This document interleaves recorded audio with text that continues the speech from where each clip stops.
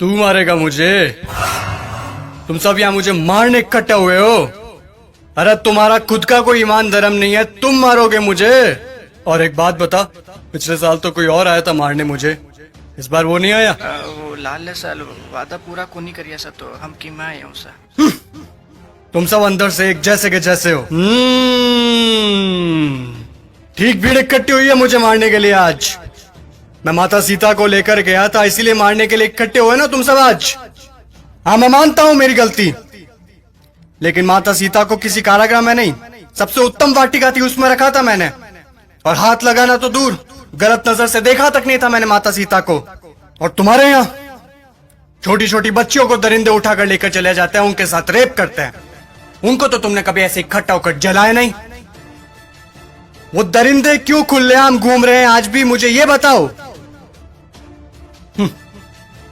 आए हैं मुझे जलाने।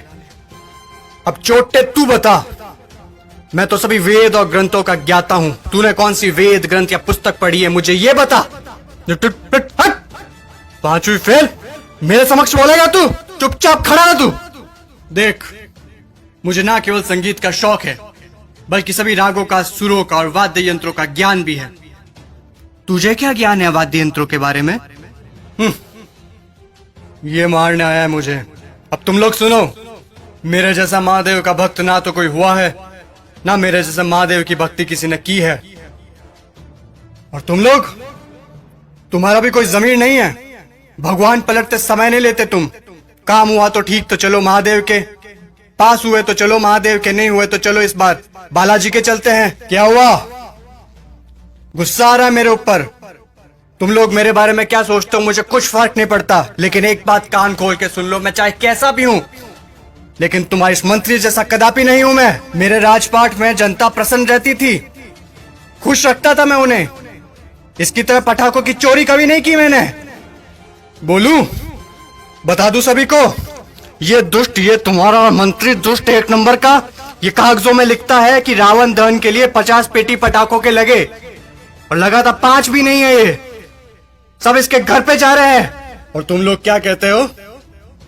बुराई पर अच्छाई की जीत। कहां हुई, कहां हुई बुराई पर अच्छाई की जीत? जब तक तुम्हारे मन में चोरी, गद्दारी, लालच, वासना, द्वेष, अहंकार जैसी भावनाएं जीवित है, बुराई कैसे मरेगी? बुराई मर ही नहीं सकती। तुम लोग मुझे खत्म करने आए हो ना? अरे मेरा खात्मा तो मेरा अहंकार कभी कर चुका।